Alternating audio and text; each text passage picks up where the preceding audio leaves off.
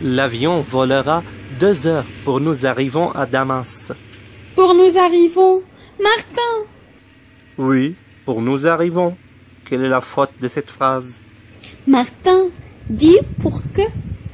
Il faut 2 heures pour que nous arrivions à Damas.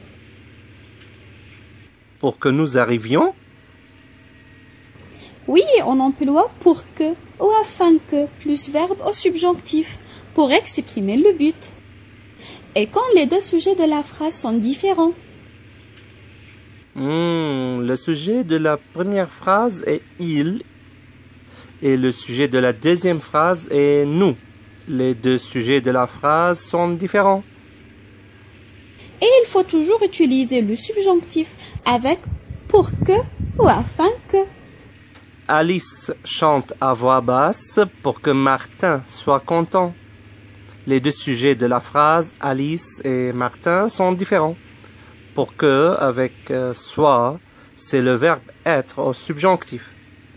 Ma mère fait ce voyage afin que nous puissions visiter la mosquée des Omeyyades à Damas. Afin que avec puissions, c'est le verbe pouvoir au subjonctif. Bravo Martin! L'élocution conjonctive pour que, afin que et de façon à ce que, suivi du subjonctif dans une proposition subordonnée, ne sont employés que lorsque le sujet de la proposition principale est différent de celui de la subordonnée. Ces locutions expriment le but positif. Le but positif? Est-ce qu'il y a des locutions qui expriment le but négatif? Bien sûr, on utilise de peur que et de crainte que.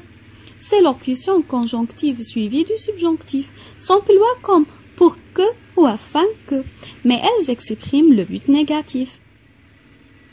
Je refuse de donner mon avis à Martin, de peur qu'il ne soit en colère. De peur qu'il ne soit, c'est une négation? Non, ici ne est explétif.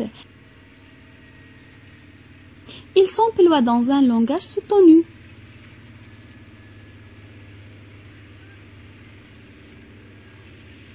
Et quand peut-on utiliser pour?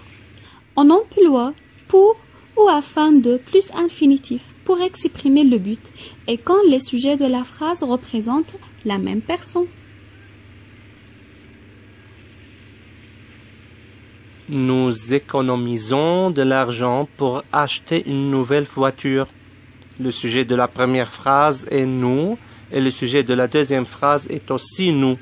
Nous économisons et nous allons acheter une nouvelle voiture. On dit pour acheter.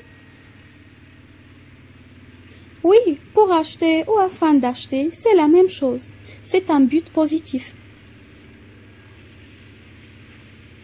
Alice devra étudier tous les jours afin de réussir ce concours. Ah, tu as raison, Martin.